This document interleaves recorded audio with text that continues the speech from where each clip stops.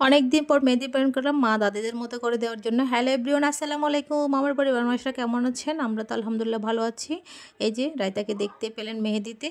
তো দুপুরে একটা কচুলুদি রান্না করছে, এমন স্বাদ হয়েছে বিশ্বাস করবেন। মানে এইখানে সব আমি ব্লেন্ড করা মশলা দিছি। তো এই দেখেন কি মরিচ ইউজ করছি, এটা দেওয়াতে ফ্লেভারটা এত ভালো আসছে, একদম হাত মেখে তেল দিয়ে বসে দিছি। তো কোনো পানি অ্যাড করে নাই, ওখানকার মাখা পানি দিয়ে হয়ে গেছে। মাশাআল্লাহ অনেক স্বাদ হয়েছে। তো যেহেতু শুটকি ছিল না আর কোনো ধরনের চিংড়ি মাছ ছিল না, এটা দিয়ে রান্না করলে তো আরও মজা হতো, একটু কষাই। তো কিছুই করার নাই, যেটা ছিল না খেতেই তো হবে, বেচা যেহেতু রাখবো লাল হয়ে যাবে।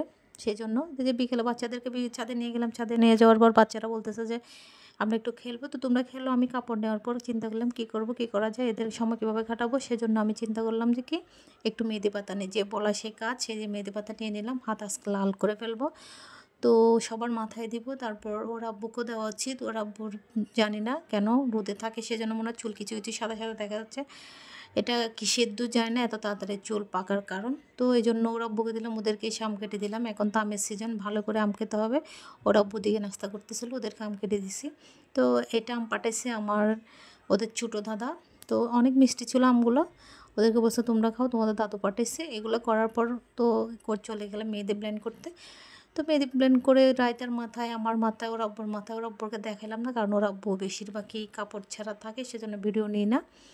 তো ওর এগুলো করার পর আমি ও টুপি বানিয়েছি, রায়তাকে টুপি বানিয়ে দিছি।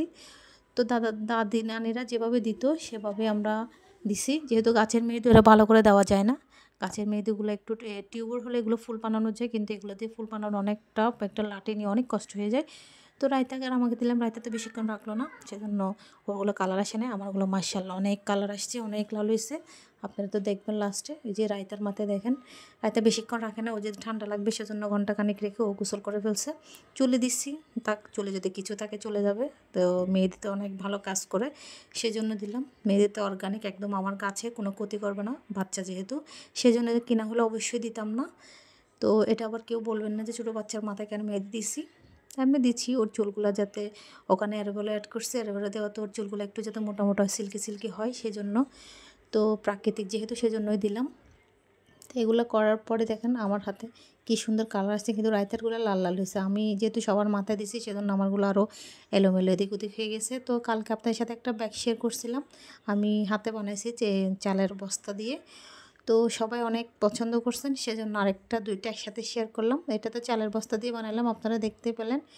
তো যেহেতু হাতের কাছে আছে, আমার সেলাই মেশিন আছে, সেজন্য টুকটাক ট্রাই করি ঘরের জন্য কিছু। তো সবাই পছন্দ করাতে এটা দেখানোর পর আরেকটা ট্রাই করছি, ওটা আমি করছি ওরা বোর জিন্সের প্যান্ট দিয়ে। আমি টুকটাক বাইরে যাই, ওটা একদম কাঁধের ভিতর নিতে পারি, কোনো রিস্ক থাকে না, মানে মোবাইল টাকা এটা নেওয়ার জন্য। তো ওটাও মাশাআল্লাহ অনেক ভালো হয়েছিল। দুটো ব্যাগ কেমন হয়েছে অবশ্যই কমেন্ট করে জানাবেন। তো আজকের ভিডিওটা আমার এই পর্যন্ত। সবাই ভালো থাকবেন, সুস্থ থাকবেন এবং আমার জন্য দোয়া করবেন, এবং সুন্দর সুন্দর জিনিস বানিয়ে আপনাদেরকে দেখাতে পারি। ধন্যবাদ সবাইকে।